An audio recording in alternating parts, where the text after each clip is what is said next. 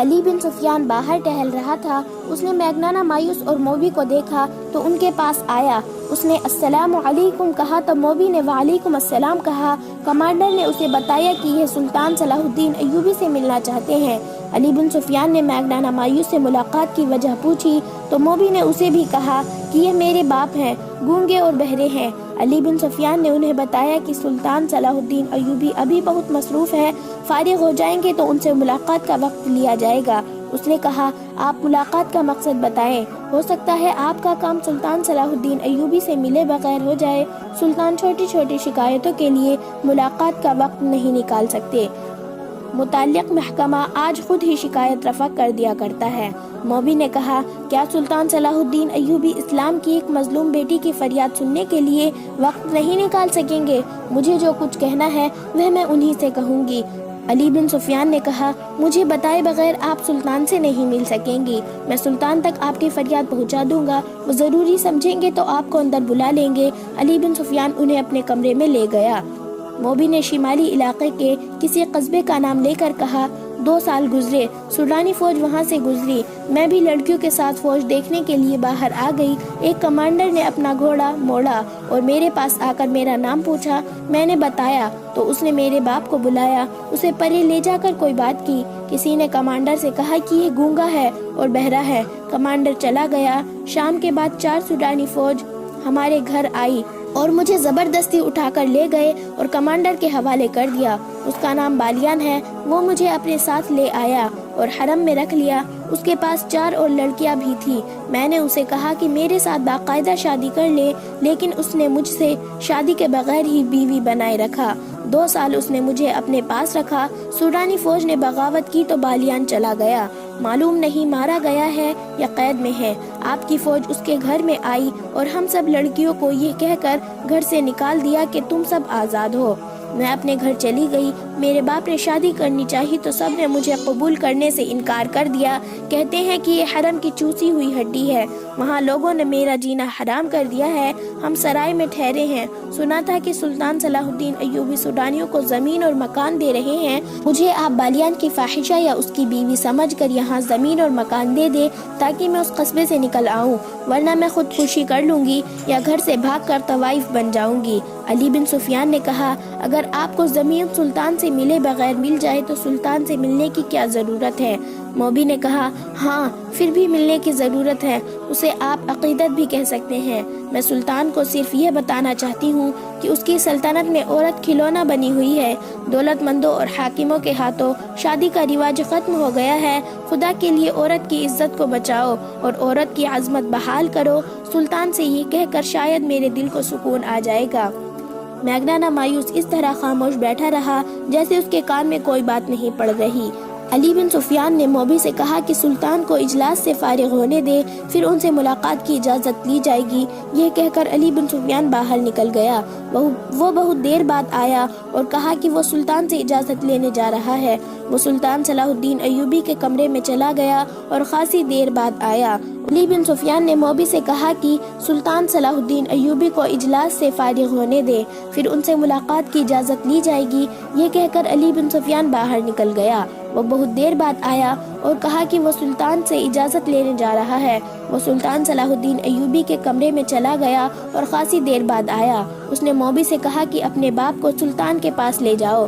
اس نے انہیں سلطان صلاح الدین ایوبی کا کمرہ دکھا دیا۔ کمرے میں داخل ہونے سے پہلے دونوں نے باہر کی طرف دیکھا۔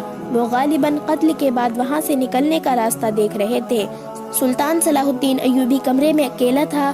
اس نے دونوں کو بیٹھایا اور موبی سے پوچھا کیا تمہارا باپ پیدائشی گونگا اور بہرا ہے؟ موبی نے جواب دیا ہاں سلطان مصر، یہ اس کا پیدائشی نقص ہے۔ سلطان صلاح الدین ایوبی بیٹھا نہیں، کمرے میں ٹہلتا رہا اور بولا میں نے تمہاری شکایت اور مطالبہ سن لیا ہے، مجھے تمہارے ساتھ پوری ہمدردی ہے، میں تمہیں یہاں زمین بھی دوں گا اور مکان بھی بنوا دوں گا، سنا ہے تم کچھ اور بھی مجھ سے کہنا چاہتی ہو۔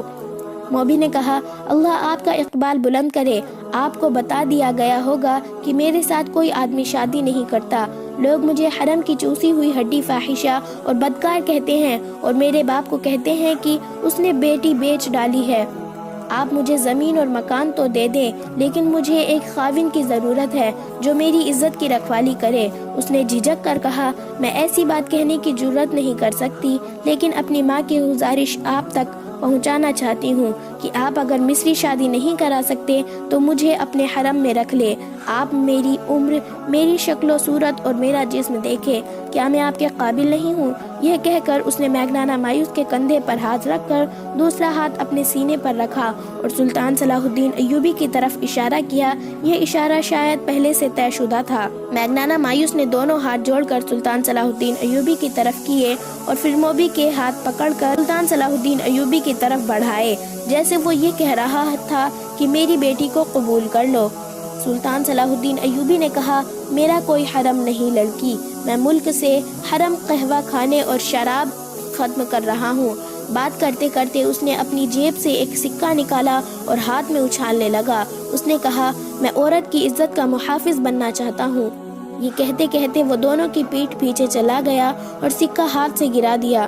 ٹن کی آواز آئی تو میگنانا مایوس نے چوک کر پیچھے دیکھا اور پھر فوراً ہی سامنے دیکھنے لگا۔ سلطان صلاح الدین ایوبی نے تیزی سے اپنے کمر بند سے 1 فٹ لمبا خنجر نکال کر اس کی نوک میگنانا مایوس کی گردن پر رکھ دی اور مووی سے کہا، یہ شخص میری زبان نہیں سمجھتا، اسے کہو کہ اپنے ہاتھ سے اپنا ہتھیار پھینک دے۔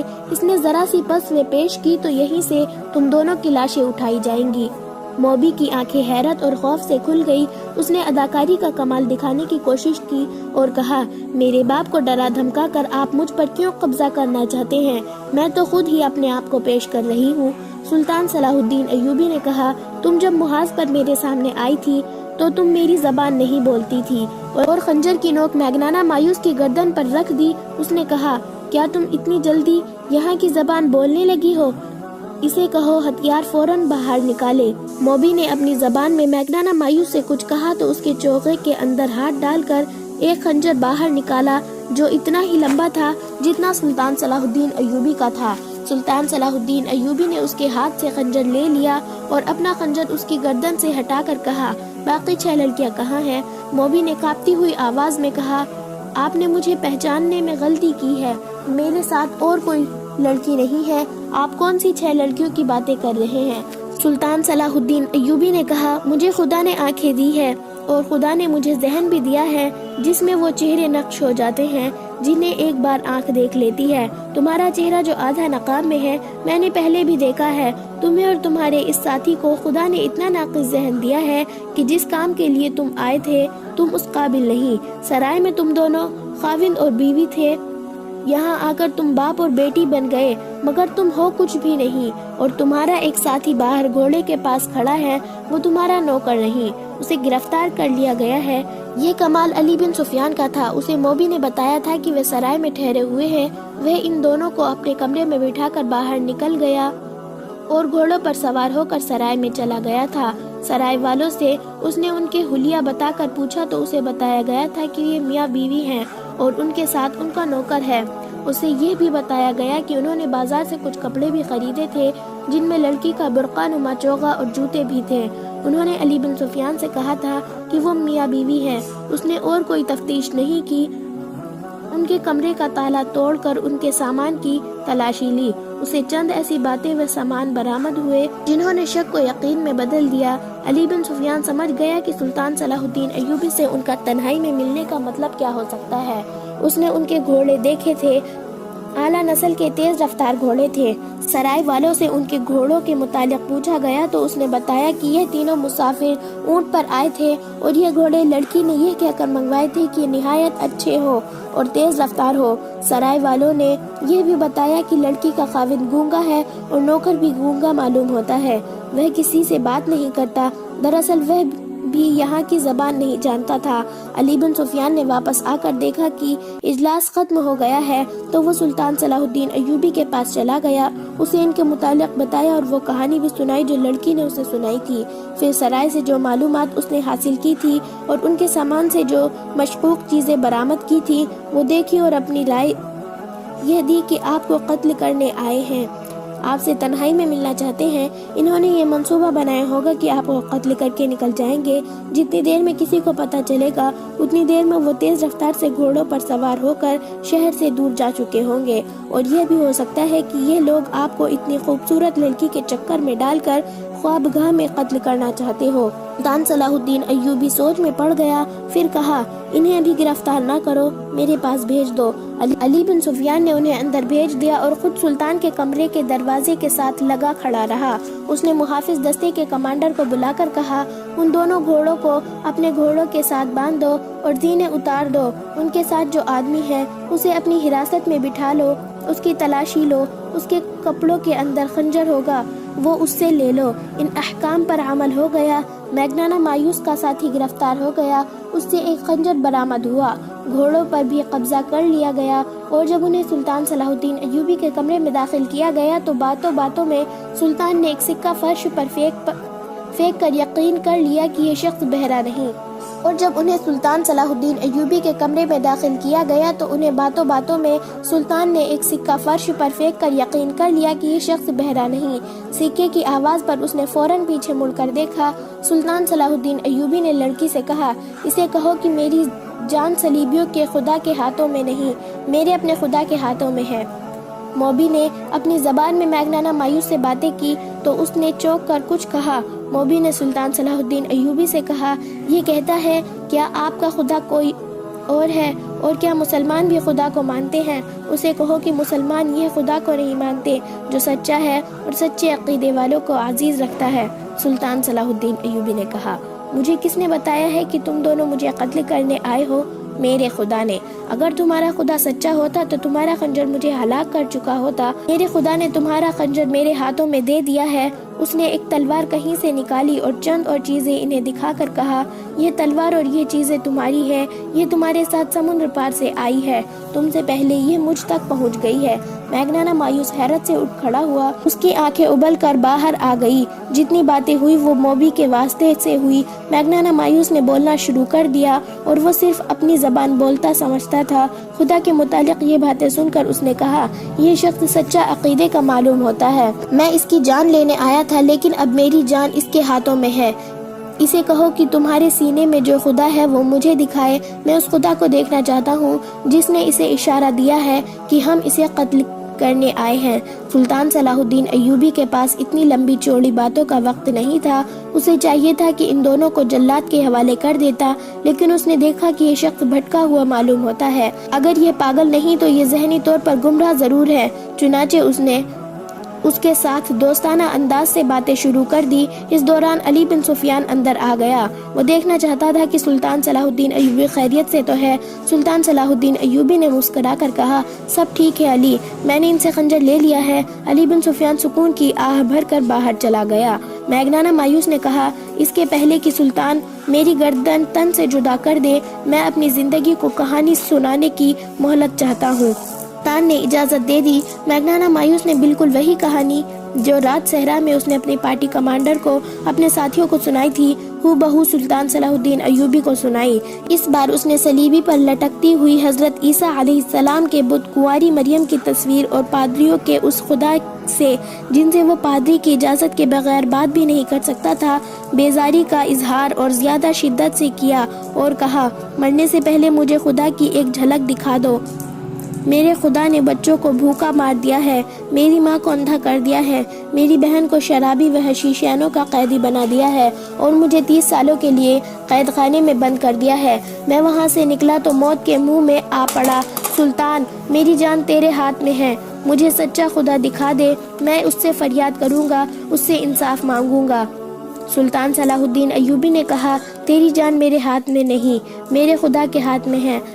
اگر میرے ہاتھ میں ہوتی تو اس وقت تک تم میرے جلاد کے پاس ہوتے۔ میں تمہیں وہ سچا خدا دکھا دوں گا جو تیری گردن مارنے سے مجھے روک رہا ہے، لیکن مجھے اس خدا کا سچا عقیدہ قبول کرنا ہوگا، ورنہ خدا تمہاری فریاد نہیں سنے گا اور انصاف بھی نہیں ملے گا۔ سلطان صلاح الدین ایوبی نے اس کا خنجر اس کی گود میں پھینک دیا اور خود اس کے پاس جا کر اس کی طرف پیٹھ کر کے کھڑا ہو گیا۔ موبی سے کہا، اسے کہو میں اپنی جان اس کے حوالے کرتا ہوں، یہ خنجر میری پیٹھ میں گھونپ دے۔ میگنانا مایوس نے خنجر ہاتھ میں لے لیا اسے غور سے دیکھا۔ سلطان صلاح الدین ایوبی کی پیٹھ پر نگاہ دوڑائی، اٹھا اور سلطان کے سامنے چلا گیا۔ اسے سر سے پاؤں تک دیکھا۔ یہ سلطان صلاح الدین ایوبی کی جلالی شخصیات کا اثر تھا یا سلطان کی آنکھوں کی چمک میں اسے سچا خدا نظر آ گیا کہ اس کے ہاتھ کانپے۔ اس نے خنجر سلطان صلاح الدین ایوبی کے قدموں میں رکھ دیا۔ وہ دو زانوں بیٹھ گیا اور سلطان کا ہاتھ چوم کر زاروں قطار رونے لگا۔ موبی سے کہا، اس سے کہو کہ یہ خود خدا ہے یا اس نے خدا کو اپنے سینے میں قید کر رکھا ہے۔ اس سے کہو مجھے اپنا خدا دکھا دو۔ سلطان صلاح الدین ایوبی نے اسے اٹھایا اور سینے سے لگا کر اپنے ہاتھ سے اس کے آنسو پوچھے۔ وہ تو بھٹکا ہوا انسان تھا۔ اس کے دل میں مسلمانوں کے خلاف نفرت بھر دی گئی تھی اور اسلام کے خلاف زہر ڈالا گیا تھا۔ پھر حالات نے اسے اپنے مذہب سے بیزار کیا۔ یہ ایک قسم کا پاگل پن تھا اور ایک تشنگی تھی جو اسے ایسی خطرناک مہم پر لے آئی تھی۔ سلطان صلاح الدین ایوبی اسے بے گناہ سمجھتا تھا لیکن اسے آزاد بھی نہ کیا بلکہ اپنے پاس رکھ لیا۔